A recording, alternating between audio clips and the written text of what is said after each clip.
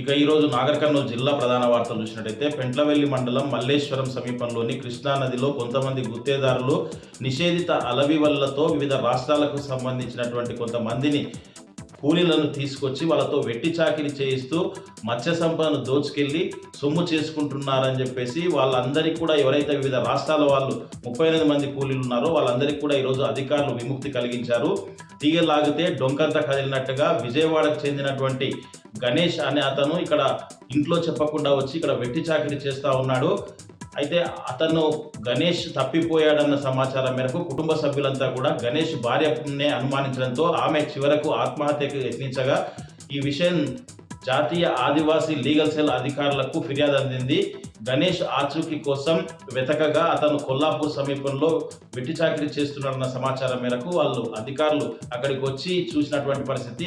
అక్కడ దాదాపు 38 మంది వెట్టి చాకిరీ చేస్తూ నిషేధిత అలవి వలలతో కూలీ పని చేస్తూ చేపలను పడుతూ గుత్తేదారులకు వెట్టి చాకిరీ చేసి వాళ్ళకు సొమ్ము చేసి పెడుతున్నారన్న మేరకు చాలా రోజులుగా ఇదంతా కూడా నడుస్తూ ఉంది. ఇక్కడ స్థానికంగా ఉండేటువంటి అధికారులు మరి ఏం చేస్తున్నారని చెప్పేసి కూడా లీగల్ సెల్ అధికారి విజయరామారావు ప్రశ్నించినటువంటి పరిస్థితి కనిపించింది. అయితే మత్స్యశాఖ కూడా ఇవన్నీ విషయాలు తెలుసు. అక్కడ నిషేధిత అలవి వలలతో మత్స్య సంపదను దోచుకెళ్తున్నారన్న సంగతి కూడా తెలిసి మరి ఎవరి మామూలు వాళ్లకు ఇస్తున్నారు కాబట్టే ఇంత నిషేధిత అలవి వలలతో మత్స్య సంపద దోచుకెళ్లడంతో పాటు వెట్టి చాకిరీ చేయిస్తున్నప్పటికీ కూడా అధికారులంతా కూడా చూసి చూడనట్టుగా వ్యవహరించారని చెప్పేసి వీటిపైన కూడా ఎవరైతే నిర్లక్ష్యంగా వ్యవహరించారో వాళ్ళపైన కూడా చర్యలు తీసుకోవాలని చెప్పేసి కూడా పలువురు డిమాండ్ చేస్తున్నటువంటి పరిస్థితి అయితే కనిపిస్తుంది.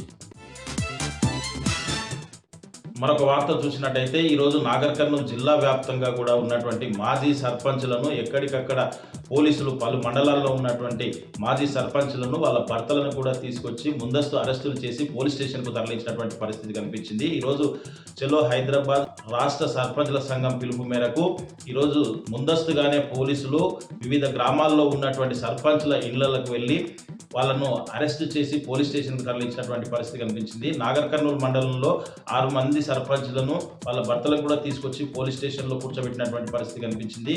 మేము గ్రామ అభివృద్ధి కోసం చేసినటువంటి పెండింగ్ బిల్లులు అడిగితే ఇవ్వట్లేదని చెప్పేసి దానికి సంబంధించి రకరకాల ఉద్యమాలు చేస్తూ ఉన్నామని చెప్పేసి మా బిల్లుల కోసం ఏదో ఒక రకంగా ప్రభుత్వం దృష్టికి తీసుకెళ్లాలన్న మా ఆలోచనను ఎక్కడికక్కడ ప్రభుత్వం అణిచివేస్తుందని చెప్పేసి ఈ మధ్యకాలంలో సర్పంచ్లకు సంబంధించినటువంటి పెండింగ్ నిధులు విడుదల చేశామని చెప్పేసి చెప్పినప్పటికీ ఏ ఒక్క సర్పంచ్ కూడా బిల్లులు రాకపోవడంతో అనేక ఇబ్బందులు పడుతున్నామని చెప్పేసి కూడా వాళ్ళు ఆవేదన వ్యక్తం చేసినటువంటి పరిస్థితి కనిపించింది. ఒకవైపు బిల్లులు రాక మా ఇబ్బందుల్లో మేము పడుతూ ఉంటే మళ్ళీ చివరకు ఇండ్ల దగ్గరికి పోలీస్ జీబుల్లో వచ్చి వాళ్ళు ఉన్న ఫలంగా పోలీస్ స్టేషన్ కు తరలిస్తున్నారని చెప్పేసి ఇప్పటికైనా ప్రభుత్వం స్పందించి వెంటనే గ్రామాల కోసం ఖర్చు పెట్టినటువంటి పెండింగ్ బిల్లులు మాజీ సర్పంచ్లకు సంబంధించిన అవన్నీ వెంటనే విడుదల చేయాలని చెప్పేసి కూడా మాజీ సర్పంచులు డిమాండ్ చేస్తున్నటువంటి పరిస్థితి కనిపిస్తుంది.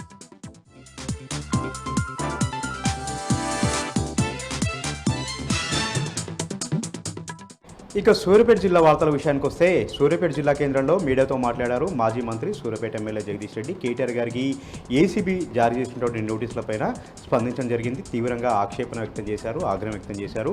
పాలన చేతగాక 6 గ్యారెంటీలని గాలికి వదిలినటువంటి కాంగ్రెస్ పార్టీ ప్రభుత్వం డైవర్షన్ పార్టీకి చేస్తూ బీఆర్ఎస్ పార్టీ నాయకులపైన కేసులు పెడుతుందంటూ కూడా జగదీష్ రెడ్డి సందర్భంగా ఆగ్రహం వ్యక్తం చేశారు. ఇక రేవంత్ రెడ్డి మోడీ డైరెక్షన్లో చంద్రబాబు డైరెక్షన్లో పాలన చేస్తూ ఉన్నాడు. ఇప్పటికే కృష్ణా నీటిని దోపిడీ చేశారు, గోదావరి నీటిని కూడా దోపిడీ చేశారు.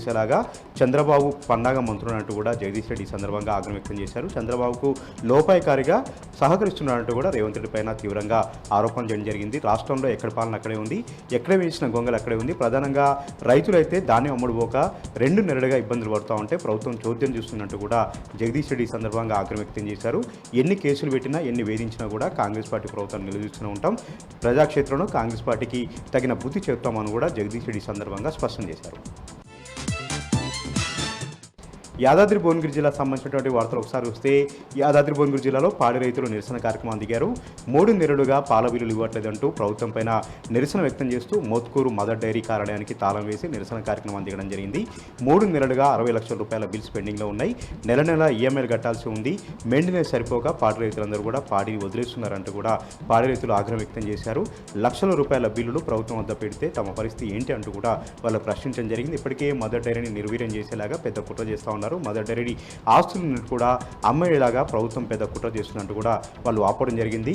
3 దశాబ్దాలుగా ఎంతో సంఘటితంగా లాభాల బాట నడిచినటువంటి మదర్ డైరీని కాంగ్రెస్ పార్టీ ప్రభుత్వం వచ్చిన తర్వాత నష్టాల్లోకి నెట్టింది. పాడి రైతులకు బిల్స్ ఇవ్వకుండా వేధిస్తుందంటూ కూడా పాడి రైతులు ఈ సందర్భంగా ఆగ్రహం వ్యక్తం చేశారు. యాదాద్రి భువనగిరి జిల్లాకు సంబంధించినటువంటి మరొక విషయానికి వస్తే యాదాద్రి భువనగిరి జిల్లాలో మాజీ సర్పంచుల్ని ఎక్కడికక్కడ కూడా ముందస్తులు అరెస్ట్ చేసి అరెస్టులతో అట్టుడికిపోయింది యాదాద్రి భువనగిరి జిల్లా. పెండింగ్ బిల్లులు విడుదల చేయాలంటూ చెల్లో హైదరాబాద్ కార్యక్రమాన్ని పిలిపించారు మాజీ సర్పంచులందరూ కూడా. ఈ నేపథ్యంలోనే పోలీసులు అర్ధరాత్రి వేళ సర్పంచుల ఇళ్లలోకి చేరుపడి బలవంతంగా వారందరినీ కూడా అరెస్ట్ చేసి ఆయా పోలీస్ స్టేషన్లకు తరలించడం జరిగింది. లక్షల రూపాయలు పెట్టుబడి పెట్టి గ్రామాల అభివృద్ధికి పాటుపడటం, బిల్స్ ఇవ్వకుండా కాంగ్రెస్ పార్టీ ప్రభుత్వం వేధిస్తుందంటూ కూడా సర్పంచులు ఈ సందర్భంగా వాపోవడం జరిగింది. ఇప్పటికైనా సరే ప్రభుత్వం వెంటనే బిల్స్ అనేవి కూడా క్లియర్ చేయాలని కూడా సర్పంచుల సంఘం నేతలు డిమాండ్ చేశారు.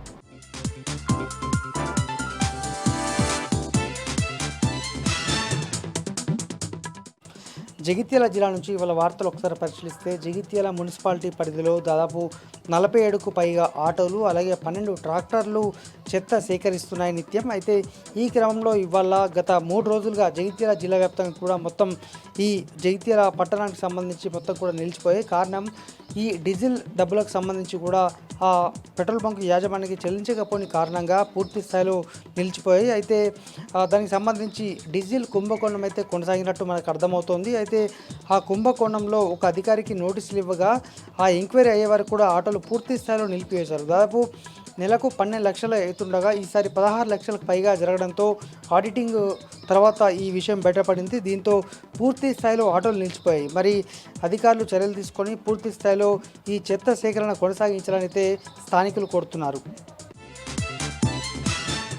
మరొక వార్త, హనుమాన్ జయంతి ముగిసినప్పటికీ కూడా కొండగట్టు క్షేత్రంలో భక్తుల రద్దీ కొనసాగుతూనే ఉంది. ఎందుకంటే సమ్మర్ హాలిడేస్ కావడంతో పెద్ద సంఖ్యలో కూడా భక్తులు అయితే తరలి వస్తున్నారు. ఇటు జగిత్యాలతో పాటు కొండగట్టుతో పాటు ఇటు ధర్మపురి దేవస్థానానికి కూడా పెద్ద సంఖ్యలో భక్తులు అయితే తరలి వస్తున్నారు. ఈ క్రమంలో పూర్తి స్థాయిలో ఏర్పాట్లు చేయాలి, అలాగే దానికి సంబంధించిన అటువంటి అన్ని రకాల సౌకర్యాలు కల్పించాలైతే భక్తులు కోరుతున్న సందర్భం అయితే ఇవాళ మనకు కనిపించింది.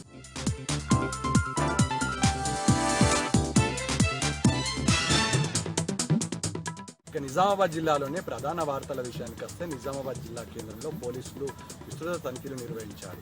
ఇవాళ 3 కోట్ల విలువ చేసే 30 కిలోల అల్పోజలను పట్టుకున్నారు. 12 లక్షల నగదుతో పాటు 6గురిని అరెస్టు చేసి రిమాండ్కు తరలించారు పోలీసులు. గత కొద్ది రోజుల నుంచి అల్పోజలం ఉమ్మడి నిజామాబాద్ జిల్లా వ్యాప్తంగా సంచలనంగా మారింది. మహారాష్ట్ర కేంద్రంగా తెలంగాణ భూభాగంలోకి అల్పోజలం వస్తుందనే నేపథ్యంలో పక్కా సమాచారంతో వ్యూహం పడినటువంటి పోలీసులు నాందేడ్ అదేవిధంగా మహారాష్ట్ర పరిసర ప్రాంతాల నుంచి అత్యధికంగా ఆల్పోల్ తరలిస్తున్నటువంటి ముఠాను పట్టుకోవడం జరిగింది. ఈ విషయాలు మీడియా సమావేశంలో నిజామాబాద్ జిల్లా సిపి తెలియజేయడం జరిగింది.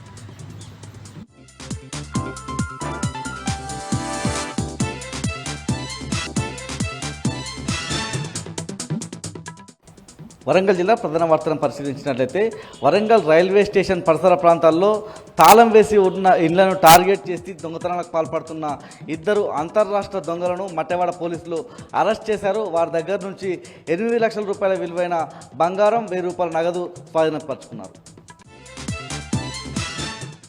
వరంగల్ జిల్లా నుంచి మరో వార్త చూసినట్లయితే మిల్లులకు వచ్చినటువంటి ధాన్యాన్ని వెంటనే దిగుమతి చేసుకోవాలని డిమాండ్ చేస్తూ ఖానాపురం మండల కేంద్రంలో రైతులు జాతీయ రహదారిపై ఆందోళన రాస్తారోకోకు దిగారు. రైతులకు మద్దతుగా బీఆర్ఎస్ నాయకులు కూడా అక్కడ ధర్నా రాస్తారోకో నిర్వహించిన సందర్భం కనిపిస్తూ ఉంది. మిల్లుల దగ్గర రోజుల తరబడి ధాన్యపు బస్తాలు ఆ లారీల దగ్గర పడిగాపులు గాయాల్సి వస్తుందని చెప్పి రైతులు ఆరోపిస్తున్న సందర్భం కనిపిస్తూ ఉంది. వెంటనే ధాన్యాన్ని దిగుమతి చేసుకొని ఖాతాల్లో డబ్బులు వేయాలన్నటువంటి డిమాండ్ రైతుల పక్షాన వినిపిస్తా ఉంది. హన్మకొండ జిల్లా ప్రధాన వార్తలను పరిశీలించినట్లయితే కాకతీయ యూనివర్సిటీ సెనేట్ హాల్లో VC professor doctor Pratap Reddy media సమావేశం నిర్వహించారు. ఈ సమావేశంలో ఆయన మాట్లాడుతూ జూలై 7వ తేదీన యూనివర్సిటీకి సంబంధించినటువంటి స్నాతకోత్సవాన్ని నిర్వహించేందుకు గవర్నర్ అనుమతించినట్లుగా ఈ సందర్భంగా ఆయన తెలిపారు. ఆగస్టు నెలలో యూనివర్సిటీకి సంబంధించినటువంటి గోల్డెన్ జూబ్లీ ఉత్సవాలు నిర్వహించనున్నట్లు ప్రొఫెసర్ ప్రతాప్ రెడ్డి తెలిపారు. ఆగస్టు 19 నుంచి 21వ తేదీ వరకు కాకతీయ యూనివర్సిటీ గోల్డెన్ జూబ్లీ ఉత్సవాలు నిర్వహించనున్నట్లు ఆయన తెలిపారు. హన్మకొండ జిల్లా నుంచి మరో వార్త చూసినట్లయితే హన్మకొండ చౌరాస్తాలోని సిటీ బస్ స్టాండ్ దగ్గర గత కొన్ని సంవత్సరాల నుంచి కూరగాయలు అమ్ముకుంటున్నటువంటి వాళ్ళ షాపులను మున్సిపల్ అధికారులు తొలగించిన సందర్భం కనిపిస్తూ ఉంది. ఆ కూరగాయలను తీసుకునే అంత సమయం కూడా ఇవ్వలేదని బాధితులు ఆరోపిస్తూ ఉన్నారు. మాట్లాడదామని పోలీస్ స్టేషన్కి పిలిపించి ఆ లోపే దుకాణాలను తొలగించారని చెప్పి బాధితులు బోరున విలపిస్తున్నారు.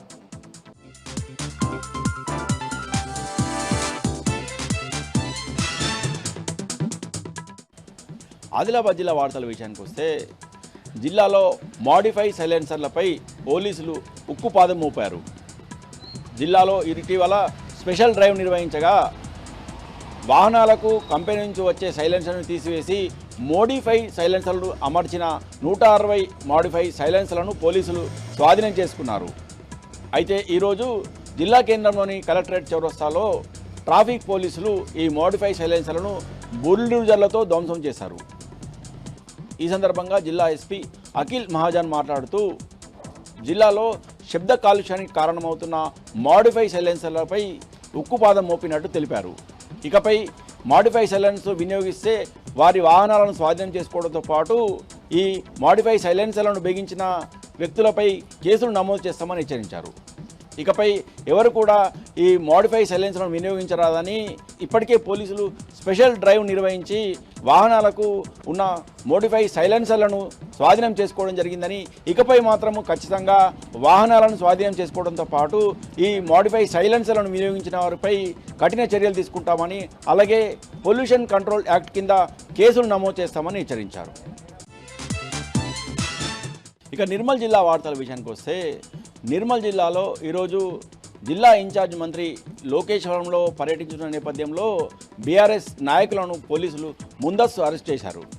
జిల్లాలో పర్యటిస్తున్న సీతక్క పర్యటనను అడ్డుకుంటారన్న అనుమానంతో బీఆర్ఎస్ నాయకులను జిల్లాలో అరెస్ట్ చేయడం పట్ల బీఆర్ఎస్ నేతలు ఆగ్రహం వ్యక్తం చేశారు.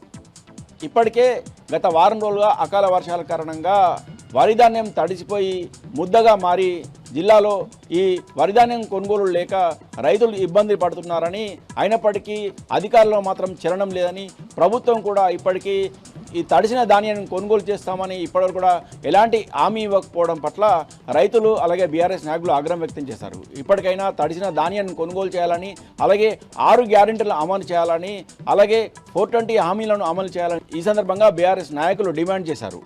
లోకేశ్వరం మండలం, కుంటాల మండలం, బైన్సా మండలాల్లో బీఆర్ఎస్ మండల స్థాయి నాయకులను అరెస్ట్ చేయడంతో పాటు ముదోల్ నియోజకవర్గం బీఆర్ఎస్ పార్టీ సమన్వయ కమిటీ సభ్యులుగా ఉన్న పడగంటి రమాదేవిని అలాగే గాదే విలాస్ను గృహ నిర్బంధం చేయడం పట్ల బీఆర్ఎస్ నాయకులు ఆగ్రహం వ్యక్తం చేశారు.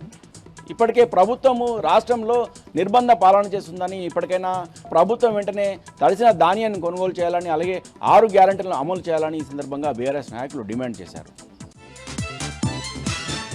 ఇక మరో వార్తా విషయానికి వస్తే జిల్లా వ్యాప్తంగా గిరిజనేతరులపై అటవీశాఖ అధికారులు వారి భూములను స్వాధీనం చేసుకోవడంతో గిరిజనేతరులు అటవీశాఖ అధికారులపై తిరగబడుతున్నారు.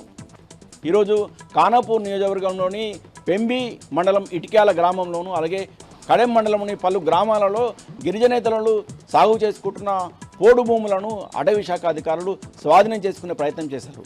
ఈ సందర్భంగా ఎక్కడికక్కడ గిరిజనేతరులు అటవీశాఖ అధికారులపై తిరగబడ్డారు.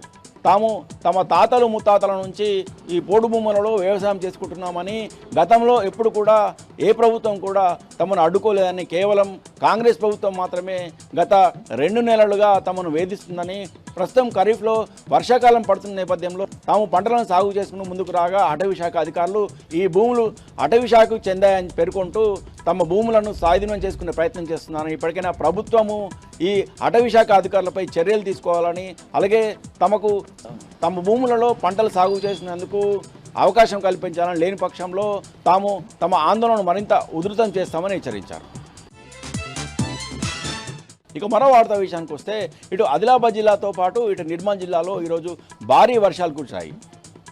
ఆదిలాబాద్ జిల్లాలోనూ ఇటు నిర్మల్ జిల్లాలోనూ ఉరుమురు మెరుపులతో కూడిన భారీ వర్షాలు పడడంతో పలు చోట్ల లోతట్టు ప్రాంతాలు జలమయమయ్యాయి. నిర్మల్ జిల్లాలోని బైన్సా డివిజన్లో ఉన్న లోకేశ్వరం, బైన్సా, కుంటాల, కుబీర్ మండలాల్లో భారీ వర్షం కురిసింది. దీంతో తానూరు మండలంలోని బామిని అలాగే పలు గ్రామాలలో లోతట్టు ప్రాంతాలు జలమయం కాగా వాగులు, వంకలు పొంగిపొర్లాయి. భారీ వర్షం కారణంగా జిల్లాలో జనజీవనం స్తంభించింది.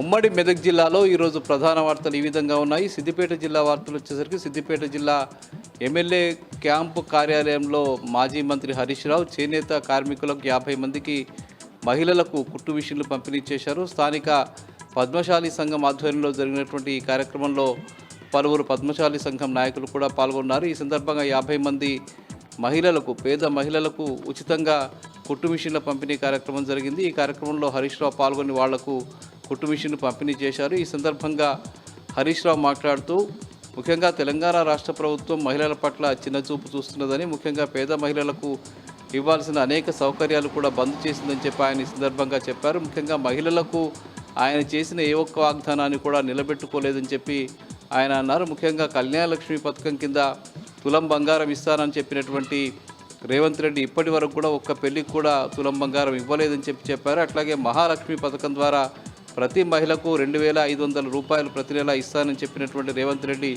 ఇప్పటి వరకు కూడా తన హామీని నిలబెట్టుకోలేదని చెప్పారు. గత ప్రభుత్వ హయాంలో, కేసీఆర్ హయాంలో మహిళల సంక్షేమం కోసం అనేక పథకాలు ప్రవేశపెట్టి అమలు చేయడం జరిగింది అని చెప్పారు. ఎవరు అడగకున్నా కూడా మహాలక్ష్మి, కళ్యాణలక్ష్మి పథకం ద్వారా 1 లక్ష రూపాయలు పెళ్లి కోసం ఇచ్చిన సందర్భాలు ఉన్నాయని చెప్పి ఆయన సందర్భంగా చెప్పడం జరిగింది. ఇప్పటికైనా ప్రభుత్వం స్పందించి ఇచ్చిన హామీలను నిలబెట్టుకుని పేద మహిళలకు సౌకర్యాలు కల్పించాలని, ఇచ్చిన హామీలను నిలబెట్టుకోవాలని చెప్పి ఈ సందర్భంగా హరీష్ రావు డిమాండ్ చేయడం జరిగింది. ఇక మెదక్ జిల్లా వార్తలు వస్తే మెదక్ జిల్లా మాసాయిపేట మండలం రామంతాపూర్ తండాలో తీవ్రమైనటువంటి నీటి ఎద్దడి నెలకొన్నది. గత వారం రోజులుగా గ్రామంలో మంచినీటి సరఫరా బంద్ అయిపోయి గ్రామస్తులంతా కూడా పక్కనున్నటువంటి వ్యవసాయ బావుల వద్దకు వెళ్ళి మంచినీరు తెచ్చుకోవాల్సిన దుస్థితి నెలకొన్నది. గ్రామంలో మంచినీటికి సంబంధించిన సౌకర్యం పూర్తి స్థాయిలో ఉన్నప్పటికీ కూడా ఆర్డబ్ల్యూఎస్ అధికారులు సక్రమంగా పనిచేయకపోవడం, పైప్ లైన్లలో ఏర్పడ్డ ఇబ్బందుల్ని తొలగించకపోవడం ఫలితంగా నీటి సరఫరా బంద్ అయిపోయింది. ఫలితంగా గ్రామస్తులంతా, తండావాసులంతా కూడా దగ్గరలో ఉన్నటువంటి 2-3 కిలోమీటర్ల దూరంలోకి వెళ్ళి అక్కడ మంచినీళ్ళు తెచ్చుకోవాల్సిన దుస్థితి ఏర్పడింది. దీనిపై ప్రజలంతా తీవ్రమైనటువంటి ఆగ్రహం వ్యక్తం చేస్తున్నారు. ప్రభుత్వాధికారులు తక్షణమే స్పందించి తమకు నీళ్లు ఇవ్వాలని చెప్పి డిమాండ్ చేస్తూ ఆందోళన కూడా చేయడం జరిగింది. ఇక సంగారెడ్డి జిల్లా గుమ్మడిదలలో డంప్ యార్డుకు వ్యతిరేకంగా పెద్ద ఎత్తున ఆందోళన కొనసాగుతుంది. 112వ రోజు కూడా ఈరోజు ఆందోళన కొనసాగింది. ప్యారానగర్, నల్లవెల్లి గ్రామాలకు సంబంధించిన ప్రజలంతా కూడా అక్కడ డంప్ యార్డు ఏర్పాటు చేయవద్దని చెప్పి 112 రోజులుగా ఆందోళన కొనసాగిస్తున్న విషయం తెలిసిందే. ఇప్పటికైనా ప్రభుత్వం స్పందించి డంప్ యార్డు ఏర్పాటుకు వ్యతిరేకంగా జీవో విడుదల చేయాలని రేవంత్ రెడ్డి ప్రభుత్వాన్ని వాళ్ళు డిమాండ్ చేశారు. లేని పక్షంలో తమ ఆందోళన మరింత ఉధృతం చేస్తామని, రేవంత్ రెడ్డి ప్రభుత్వానికి వ్యతిరేకంగా తీవ్రమైన ఆందోళన చేస్తామని చెప్పి ఆ ప్రాంత ప్రజలు, రైతులు, అఖిలపక్ష నాయకులు ప్రకటిస్తున్నటువంటి పరిస్థితి నెలకొన్నది. ఇక సంగారెడ్డిలో ఈరోజు జహీరాబాద్ నిమ్జ్ బాధితులకు అవసరమైనటువంటి సౌకర్యాలు కల్పించాలని, భూములు కోల్పోయినటువంటి వారందరికీ కూడా ప్రభుత్వం ప్రత్యేకంగా అవసరమైన నిధులు ఇవ్వాలని, భూములు ఇవ్వాలని చెప్పి డిమాండ్ చేస్తూ సిపిఎం ఆధ్వర్యంలో కలెక్టరేట్ ముట్టడి కార్యక్రమం నిర్వహించారు. ముఖ్యంగా నిమ్జ్ భూసేకరణలో భాగంగా వేలాది మంది రైతుల వద్ద, ప్రజల వద్ద భూములు సేకరించినటువంటి ప్రభుత్వం ఇప్పటి వరకు కూడా వాళ్లకు అవసరమైనటువంటి నష్టపరిహారాన్ని కూడా ఇవ్వలేదని, వాళ్ళకు సౌకర్యాలు కల్పించలేదని చెప్పి సిపిఎం పార్టీ నాయకులు ఆందోళన వ్యక్తం చేశారు. ఇప్పటికైనా వారికి అందరికీ సౌకర్యాలు కల్పించకపోతే, నష్టపరిహారం చెల్లించకపోతే ఆందోళన పెద్ద ఎత్తున చేపడతామని చెప్పి ఈ సందర్భంగా సిపిఎం నాయకులు ప్రకటించడం జరిగింది. ఇక ఈరోజు సంగారెడ్డిలో జరుగుతున్నటువంటి ఉపాధ్యాయులకు సంబంధించిన శిక్షణ తరగతుల కార్యక్రమానికి ఎమ్మెల్యే చింతా ప్రభాకర్ హాజరయ్యారు. అక్కడికి వెళ్ళి అక్కడ జరుగుతున్న తీరుని ఆయన పరిశీలించారు. ఈ సందర్భంగా ఆయన ఉపాధ్యాయులతో మాట్లాడారు.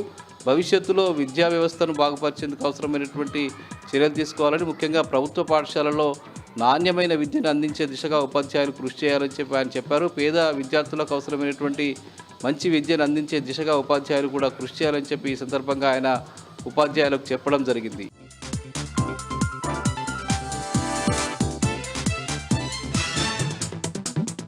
నిజామాబాద్ జిల్లాలోనే ప్రధాన వార్త. గత 3 రోజుల నుంచి నిజామాబాద్ పోలీస్ కమిషనరేట్ పరిధిలో 3 రోజుల పాటు విస్తృత తనిఖీలు నిర్వహించారు. మద్యం తాగి డ్రైవింగ్ చేసిన వారిపై ప్రత్యేక నిఘును ఏర్పాటు చేసి స్పెషల్ బ్రాంచ్ ఆధ్వర్యంలో తనిఖీలు చేపట్టినారు. ఇందులో 31 మంది పైన కేసులు నమోదు చేయడం జరిగింది. కేసులైన వారిని జిల్లా జడ్జి ముంగడ ప్రవేశపెట్టడం జరిగింది. పెట్టిన వారిపైన కేసులు నమోదు చేయడంతో పాటు 3 నుంచి 4 రోజులు జైలు శిక్ష విధించడం జరిగింది.